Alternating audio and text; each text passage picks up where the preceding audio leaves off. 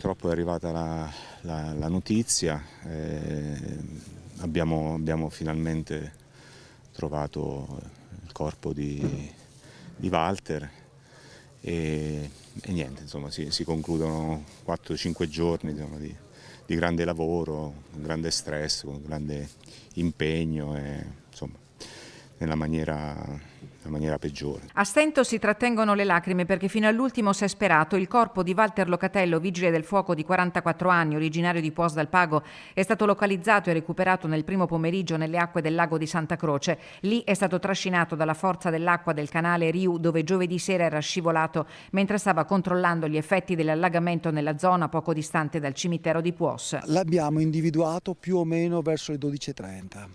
12:20, 12:30 abbiamo dato la notizia al comandante dei Vigili del Fuoco di Belluno e poi di conseguenza abbiamo gestito tutte le operazioni per il recupero e per consegnare la salma alle autorità competenti. Grazie ai sommozzatori che sono venuti da Venezia, da Vicenza, da Roma.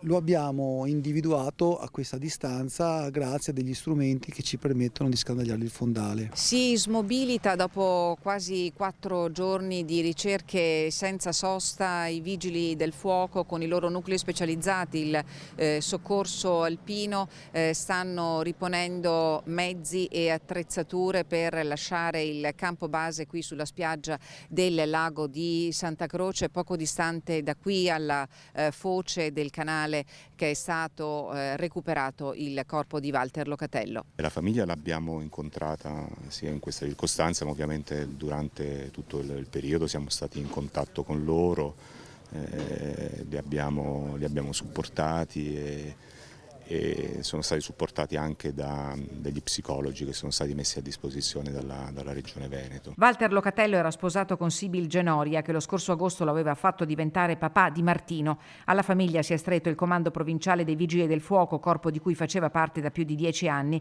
Lascia un vuoto incolmabile in tutta la comunità di Puos dal Pago, il commento dell'assessore regionale Giampaolo Bottacin, e a lui si è unito il presidente della Regione Veneto. Abbiamo sperato fino all'ultimo che questa tragedia non venisse confermata, anche se la situazione da subito è parsa disperata, ha detto Luca Zaia.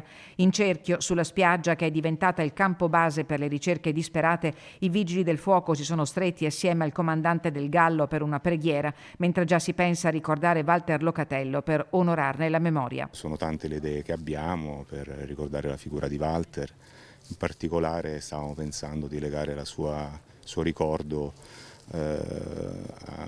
alle varie manifestazioni che facciamo con tutti i bambini, perché lui era particolarmente legato ai bambini e quindi sicuramente una iniziativa che faremo sarà quella, ecco, di coinvolgere le scolaresche nel suo ricordo.